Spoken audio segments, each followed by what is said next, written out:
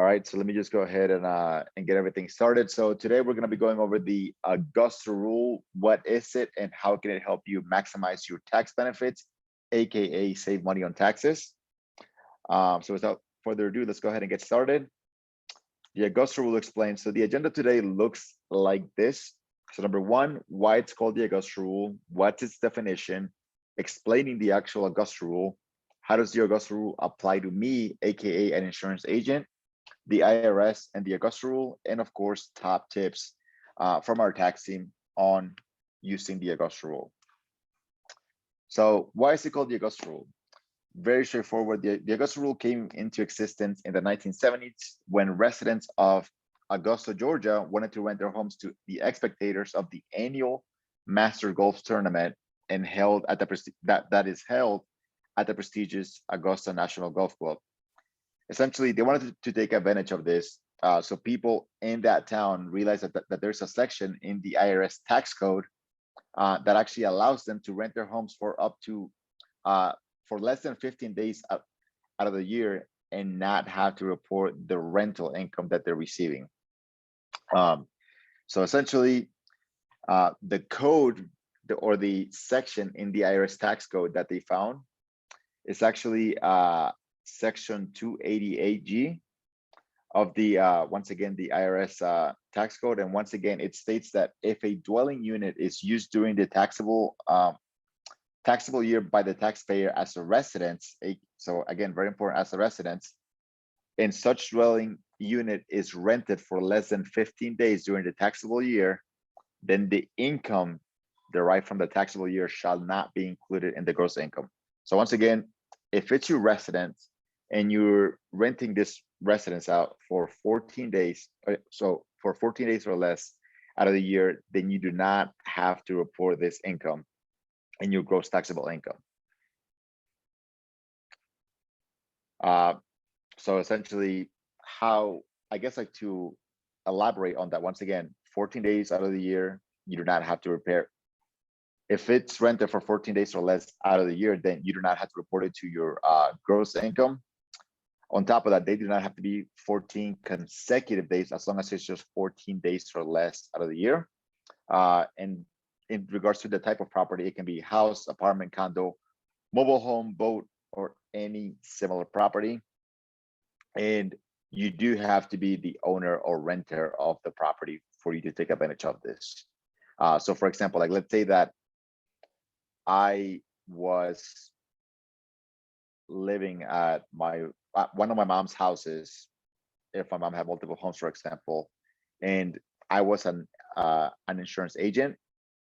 I can't rent the house to my insurance agency, despite me living there. I'm not a registered owner or renter. Like if this was just like a situation in which she just let me have the house without any sort of contract or anything like that, I'm not the owner or renter of the house. Therefore, I could not take advantage of the Augusta Rule. So once again, you have to be the registered owner or renter for you to actually be able to take advantage of the Augusta Rule. So moving on, how does it apply to you as an insurance agent? So very simple. The fact that you're actually an agent allows you to take advantage of double dipping, because of the fact that you as the individual can rent your agency the house for up to 14 days to do multiple things, whether it's team bonding, whether it's you meeting with yourself, whether it's you meeting with clients, whether it's you throwing an event for marketing purposes. There are multiple things that you can do to rent the house to yourself. So again, as an individual, you can receive payment from the agency for 14 days, for the 14 days, and you will not have to actually report it in your gross taxable income. And as the agency owner, you get to take a tax deduction for the amount of money that you pay yourself, aka like that you pay yourself as the individual for being able to use the home for agency purposes. Once again, you can literally use it to meet with yourself. Just make sure that you properly document what exactly you're doing in the event that you ever question about the rental of this unit to yourself. But essentially, once again, you can literally have meetings with yourself. So it's a really good way for you to take advantage of this tax loophole. Any questions about that, by the way?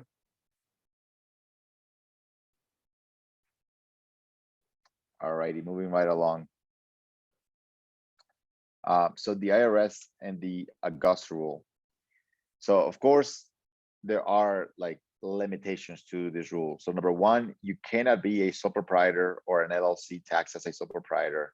Essentially, for you to take advantage of the Augusta Rule, you have to be either an S corporation, a C corporation, or a partnership. If you have an LLC, if you have an LLC, then it has to be taxed as one of these three. So once again, an LLC cannot be taxed as a sole proprietor and take advantage of the Augusta Rule, and you cannot be a sole proprietor and take advantage of the Augusta Rule. So once again, either LLC, tax as an S corp, C corp, or partnership, or just any of the three business entities that I just named. Of course, would definitely recommend one, just keeping record of what exactly took place during the time that you rented the agency your home. That way it's just easy in the event that you're a question. The pricing, the pricing has to be in line with your local listings. Like let's say that you're paying, I don't know, $1,000 a month for rent or mortgage. You couldn't rent yourself. Like you couldn't rent you couldn't charge the agency rent for like 14K, aka $1,000 a day, because it's just not in line with what you would actually pay if you did it, if you rented your neighbor's home for 14 days. So like that's the logic that I would utilize. Like if I were to rent my neighbor's home, like how much would I be willing to pay them? But going beyond that, you can simply look on Airbnb and just look at what units in your neighborhood are renting for on a daily basis.